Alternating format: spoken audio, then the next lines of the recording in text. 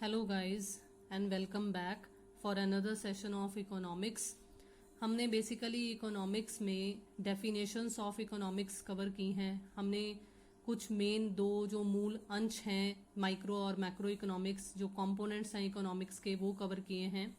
I hope कि वो videos आपको समझ में आई होंगी। आज हम जो हमारा फर्स्ट चैप्टर है उसका एक लास्ट टॉपिक जो है नेचर ऑफ इकोनॉमिक्स, अर्थशास्त्र की प्रकृति, इसको कवर करेंगे, जिसके साथ हमारा फर्स्ट चैप्टर जो है वो कंप्लीट हो जाएगा इकोनॉमिक्स का। बेसिकली माइक्रो इकोनॉमिक्स का फर्स्ट चैप्टर जो है वो कंप्लीट हो जाएगा। सो स्टार्ट करेंगे नेचर ऑफ इकोनॉमिक्स में क्या है, यानी कि अर्थशास्त्र की प्रकृति किस प्रकार की है। देखो बेसिकली हम किसी भी सब्जेक्ट की बात करते हैं, जब किसी भी शास्त्र की बात करते हैं ना, तो हर शास्त्र को दो कैटेगरीज में डिवाइड किया जाता होता है कि दो उसकी विशेषताएं बताई जाती हैं कि ये साइंस भी है और आर्ट भी है। तो कुछ इसी तरीके से इकोनॉमिक्स को भी साइंस और आर्ट दोनों बोला गया है, और साइंस में इसको फर्दर दो कैटेगरीज में डिवाइड किया गया है, एक पॉजिटिव साइंस और एक नॉर्मेटिव साइंस, मतलब एक वास्तविक विज्ञान और एक आदर्शात्मक विज्ञान। अब हम कवर करेंगे इसी को कि normally the nature of a particular subject can be studied as a science or as an art, so economics can also be featured as a science or as an art. अगर हम economics को as a science बात करें तो देखो professor Seligman ने हमें क्या कहा है कि साइंस जो है वो दो तरह की होती है, एक सोशल साइंस होती है और एक नेचुरल साइंस होती है। इकोनॉमिक्स को सोशल साइंस बोला गया है क्योंकि ये ह्यूमन बीइंग के बिहेवियर से जुड़ी हुई है, ह्यूमन बीइंग के बिहेवियर से संबंधित है। ठीक है, क्योंकि man is a social animal बोलते होते हैं ना, तो इसलिए इकोनॉमिक्स को सोशल साइंस बोला गया है। अब अगर हम देखें तो हमें क्या बता रखा है, आमतौर पर प्रत्येक शास्त्र की प्रकृति यह बतलाती है कि वह विषय विज्ञान है या कला है। अर्थशास्त्र की प्रकृति को भी विज्ञान और कला के रूप में अध्ययन किया जा सकता है। अर्थशास्त्र विज्ञान है। अब इसको लेकर प्रोफेसर सेलिगमैन ने क्या कहा था कि विज्ञान दो प्रकार का हो सकता है, जो मैंने अभी अभी ऊपर समझाया आपको, वही हिंदी मीडियम के स्टूडेंट्स के लिए लिखा गया है कि सामाजिक विज्ञान और प्राकृतिक विज्ञान। और अर्थशास्त्र को सामाजिक विज्ञान इसलिए कहा जाता है क्योंकि इसका संबंध मनुष्यों से होता है। तो नेक्स्ट देखते हैं कि हमें और क्या बताया गया है कि क्यों इकोनॉमिक्स को साइंस बोला गया है। क्योंकि कुछ फीचर्स हैं, कुछ करेक्टरिस्टिक्स हैं साइंस के जो इकोनॉमिक्स में पाए जाते हैं, इसलिए इकोनॉमिक्स को साइंस बोला गया है। Economics is a systematic study of knowledge and facts. All the theories of economics are based on the data which is systematically collected, classified and analyzed। अब देखो सबसे पहली विशेषता हमें क्या बता रही है, अर्थशास्त्र मनुष्य के व्यवहार का क्रमागत अध्ययन करता है। अर्थशास्त्र के सभी नियम व्यवस्थित ढंग से एकत्रित और वर्गीकृत किए हुए आंकड़ों के विश्लेषण पर आधारित होते हैं। मतलब जो भी फैक्ट्स एंड फिगर्स, जैसे साइंस में कोई भी लॉ, साइंटिफिक लॉ अगर एग्जिस्टेंस में आता है तो वो ऐसे ही नहीं एग्जिस्टेंस में आ जाता, एक्सपेरिमेंट्स के बेसिस पर आता है, फैक्ट्स और फिगर्स इकट्ठी की जाती हैं तब एग्जिस्टेंस में आता है। तो बिल्कुल इसी तरीके से जो इकोनॉमिक्स है वो भी एक सिस्टमैटिक स्टडी है, वो भी यूं ही नहीं एग्जिस्टेंस में आई। वेरियस इकोनॉमिस्ट्स ने बहुत सारी थ्योरीज की हैं, स्टडीज की हैं, उसके बाद ही इकोनॉमिक्स के जो डिफरेंट लॉज हैं वो एग्जिस्टेंस में आए हैं। ठीक है, अब देखो सेकंड आपको क्या बताया है, जैसे साइंस में हम कहते हैं कि कॉज एंड इफेक्ट रिलेशनशिप होता है कि अगर ऐसे करोगे तो ये एक्सपेरिमेंट ये होगा, इन दो चीजों को मिलाओगे तो ये एक्सपेरिमेंट होगा, जैसे H2 + O H2O बनाएगा। तो कुछ इस तरीके से इकोनॉमिक्स भी कॉज एंड इफेक्ट रिलेशनशिप में को स्टडी करती है, किनके, इकोनॉमिक वेरिएबल्स के। अब इकोनॉमिक वेरिएबल्स बहुत सारे हो सकते हैं, जैसे जैसे हम आगे माइक्रो इकोनॉमिक्स पढ़ते जाएंगे, मैक्रो इकोनॉमिक्स पढ़ते जाएंगे, हमें बहुत सारे इकोनॉमिक वेरिएबल्स पता चलेंगे। मैंने यहाँ पर सिर्फ एक एग्जाम्पल ली है जो हमें ये कहता है कि yes there is a cause and effect relationship between these two variables. एक है डिमांड और एक है प्राइस। देखो आप किसी भी पर्टिकुलर एरिया में अगर रह रहे हो, अगर वहां पर कोई भी जो सेलर है, कोई भी शॉपकीपर है, वो ये कह दे कि मैं सेल लगा रहा हूं, ठीक है, मतलब मैं प्राइस रिडक्शन कर रहा हूं, 100 की चीज मैं 50 में सेल कर रहा हूं, तो देखो लोग डिमांड बढ़ाएंगे क्योंकि चीज सस्ती मिल रही है, कम दामों पे मिल रही है, तो इसलिए लोग उसकी ज्यादा डिमांड करेंगे। तो प्राइस अगर कम हुआ तो डिमांड बढ़ी, तो there is a inverse relationship. और इसलिए इकोनॉमिक्स इन चीजों के बीच में, जैसे science cause and effect relationship बताती है, बिल्कुल उसी तरीके से इकोनॉमिक्स भी कॉज एंड इफेक्ट रिलेशनशिप बताती है। नेक्स्ट देखो क्या है, all the laws in economics are universally accepted.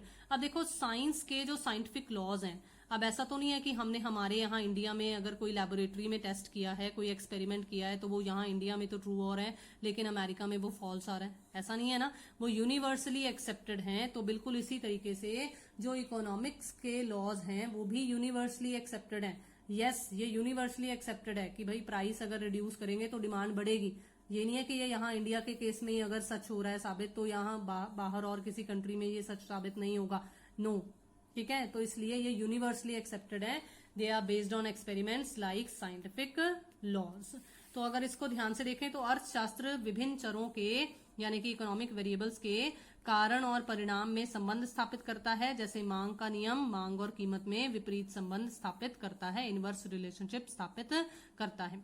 अर्थशास्त्र के भी जो नियम है वो सर्वमान्य है, सभी जगह पर एक जैसे माने जाते हैं और सत्यता यानी कि एक्सपेरिमेंट्स पर आधारित होते हैं, ट्रू है। अब देखो नेक्स्ट अगर हम देखें कि हमें क्या बताया गया है, तो economic laws can not be experimented in the laboratories like scientific laws. जैसे हम साइंस की लैब्स में, साइंटिफिक लैब्स में टेस्ट करते हैं, लेबोरेटरीज में टेस्टिंग करते हैं, हम लोग इकोनॉमिक्स के लॉज को तो नहीं टेस्ट करके देख सकते। तो that is why it is called a social science, not a natural science. अर्थशास्त्र के नियमों को विज्ञान के नियमों की तरह प्रयोगशालाओं में जांचा नहीं जा सकता, इसीलिए यह एक सामाजिक विज्ञान है, ना कि एक प्राकृतिक विज्ञान। क्योंकि प्राकृतिक विज्ञान के लिए हम बहुत सारी जांच पड़ताल कर सकते हैं प्रयोगशालाओं में, लेकिन सामाजिक विज्ञान समाज में काम कर रहे लोगों पर आधारित है, इसलिए उसे प्रयोगशालाओं में नहीं जांचा जा सकता। अब देखो मैंने जो डायग्राम फर्स्ट पेज पे बनाई थी उसमें आपको बताया था कि साइंस को दो कैटेगरीज में स्टडी किया गया है, एक पॉजिटिव और एक नॉर्मेटिव। अब देखते हैं कि इकोनॉमिक्स को एज अ पॉजिटिव साइंस या एक वास्तविक विज्ञान के रूप में क्यों बोला गया है। सबसे पहले तो हमें ये पता होना चाहिए कि पॉजिटिव साइंस का मतलब क्या है। Positive science is that science which is based on certain facts. वास्तविक विज्ञान वह विज्ञान होता है जो तथ्यों पर आधारित हो, जो फैक्ट्स एंड फिगर्स पर आधारित हो। अब देखो, the authenticity of these facts can be checked और verified. Economics as a positive science states that the resources are limited, needs are unlimited and those limited resources have alternative uses also, जो हमने basic meaning में पढ़ा था, scarcity वाली definition में भी पढ़ा था। तो all these economic statements are positive statements. These statements only describe the problems, they do not give any judgment. देखो बेसिकली जब हम इकोनॉमिक्स की बात एज अ पॉजिटिव साइंस के तौर पर करेंगे तो इसका मतलब ये है कि हमें इकोनॉमिक्स ये बता रही है कि क्या है, क्या था, ये हमें क्या हो सकता है, ये नहीं बता रही है। ठीक है, वास्तविक विज्ञान तथ्यों पर आधारित होता है।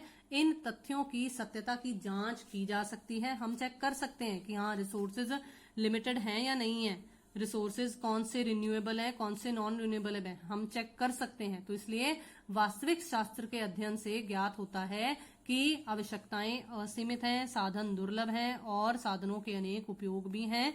ये सभी कथन वास्तविक हैं, पॉजिटिव हैं।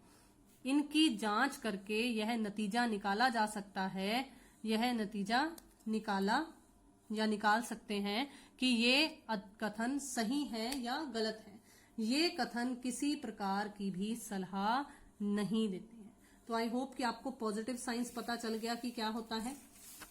नेक्स्ट देखो, अगर हम नॉर्मेटिव साइंस के तौर पर इकोनॉमिक्स की बात करें, एक आदर्शात्मक विज्ञान के तौर पर बात करें, तो नॉर्मेटिव साइंस क्या है। Which is based on opinions, वो क्या थी, वो फैक्ट्स एंड फिगर्स पर बेस्ड थी, ये क्या है, ओपिनियंस पर बेस्ड है। नॉर्मेटिव स्टेटमेंट्स मे और मे नॉट बी वेरीफाइड, वो वेरीफाई की जा सकती हैं, लेकिन इसके केस में हो सकता है कि वेरिफिकेशन पॉसिबल ना हो। It deals with how economic problems should be solved. अब मैंने आपको क्या कहा था कि वो ये नहीं बता रही कि क्या होना चाहिए, लेकिन ये बता रही है क्योंकि ये हमें सजेशंस दे रही है कि किस तरीके से इकोनॉमिक प्रॉब्लम्स को सॉल्व किया जा सकता है। तो economics as a normative science gives various suggestions in the form of some statements which are known as judgemental statements. जैसे वहां पर कुछ पॉजिटिव स्टेटमेंट्स थी, वैसे ही यहां पर कुछ जजमेंटल स्टेटमेंट्स है। जैसे मैंने एग्जाम्पल के तौर पर एक स्टेटमेंट लिखी है कि मान लो जो हमारे इकोनॉमिक मिनिस्टर्स हैं, जो भी हमारे फाइनेंस मिनिस्टर्स हैं, वो डिसीजन लेते हैं कि we should reduce the taxes. अगर वो इस तरीके का डिसीजन लेते हैं तो जहां ये शुड वर्ड आ गया, इसका मतलब वो ओपिनियन दे रहे हैं। तो this is just an opinion, ये अभी हो नहीं गया। तो इसलिए ये इस केस में, इस तरीके की जजमेंटल स्टेटमेंट्स के केस में हम बोलेंगे कि इकोनॉमिक्स नॉर्मेटिव साइंस का काम कर रही है। आदर्शात्मक विज्ञान सुझावों पर आधारित होते हैं। आदर्शात्मक कथनों की तथ्यों के आधार पर जांच नहीं की जा सकती है। यह आर्थिक समस्याओं को सुलझाने के लिए केवल सुझाव देते हैं। ये कथन मूल्यांकन करते हैं। ये किसी नीति के संबंध में सलाह देते हैं कि वह नीति ठीक है या गलत है। जैसे आय का समान वितरण होना चाहिए, कर की दरों में कमी होनी चाहिए। ये जो चाहिए वाला कंसेप्ट है, क्या होना चाहिए, वो हमें हमारा आदर्शात्मक विज्ञान बता रहा है। अब देखो next, economics as an art. अगर हम अर्थशास्त्र को एक कला के रूप में देखें तो क्या है। हमने साइंस कवर कर लिया, अब हमें economics as an art cover करना है। आर्ट का मतलब क्या होता है। Art is the practical application of knowledge for achieving some definite goal। किसी निश्चित उद्देश्य की प्राप्ति के लिए ज्ञान का व्यावहारिक प्रयोग कला कहलाता है। तो economics as an art gives guidance to solve all the economic problems. और गाइडेंस किस फॉर्म में मिलती है। गाइडेंस अगर हम इकोनॉमिक्स में बात करें तो जो हमारी हायर अथॉरिटीज जो हैं, जो इकोनॉमिक पॉलिसीज बनाती हैं, बेसिकली वो पॉलिसीज ही हमें एक तरीके से गाइड करती हैं। तो इसलिए इकोनॉमिक्स को अगर हम एज एन आर्ट बोलते हैं तो बेसिकली एक देश में जो इकोनॉमिक पॉलिसीज फॉलो की जाती हैं वो इकोनॉमिक्स का एक कला वाला रूप है। अब इसी को अगर हम और कवर करें आर्ट को, तो देखो क्या है। अर्थशास्त्र कला के रूप में सुझाव देते हैं कि किस प्रकार आर्थिक समस्याओं को हल किया जा सकता है या दूर किया जा सकता है। कला के रूप में यह आर्थिक नीतियां पेश करता है जिसकी मदद से समस्याओं का निवारण किया जा सकता है। अब अगर मैं बात करूं, एग्जाम्पल दूं, देखो अगर मैं साइंस की दोनों पॉजिटिव और नॉर्मेटिव की और आर्ट की बात करूं तो देखो क्या है। There is unemployment in Indian economy. ये स्टेटमेंट जो है वो एक पॉजिटिव एस्पेक्ट बता रही है, क्योंकि कितनी बेरोजगारी है, क्या था, ये हम फैक्ट्स और फिगर्स इकट्ठे कर बता रहे हैं। ठीक है, तो इसलिए ये पॉजिटिव स्टेटमेंट है। Government should make economic policies to achieve full employment level. अब ये शुड वाला कंसेप्ट आ गया, तो ये हमारा नॉर्मेटिव एस्पेक्ट बता रहा है। लेकिन अब किस तरीके से ये इकोनॉमिक पॉलिसीज प्रैक्टिकली इंप्लीमेंट होती हैं, ये एक आर्ट है। तो इसलिए आर्थिक नीतियों का लागू किस प्रकार किया जाएगा, किस प्रकार से वो लागू की जाएंगी, ये एक अर्थशास्त्र का कला वाला रूप कहा जाएगा। तो इसलिए हम ये कह सकते हैं कि इकोनॉमिक्स साइंस भी है और आर्ट भी है। ठीक है, दोनों है, ये कला भी है और विज्ञान भी है। तो आई होप कि जो मैंने आपको ये नेचर ऑफ इकोनॉमिक्स वाला टॉपिक आज करवाया वो आपको क्लियर होगा, समझ में आया होगा। Thank you so much for watching the video. इसको ध्यान से समझना। अगर आपको वीडियो पसंद आई हो तो kindly subscribe the channel, like the video and share the video. Thank you so much. Next session में हम एक नए टॉपिक के साथ मिलेंगे। Thank you.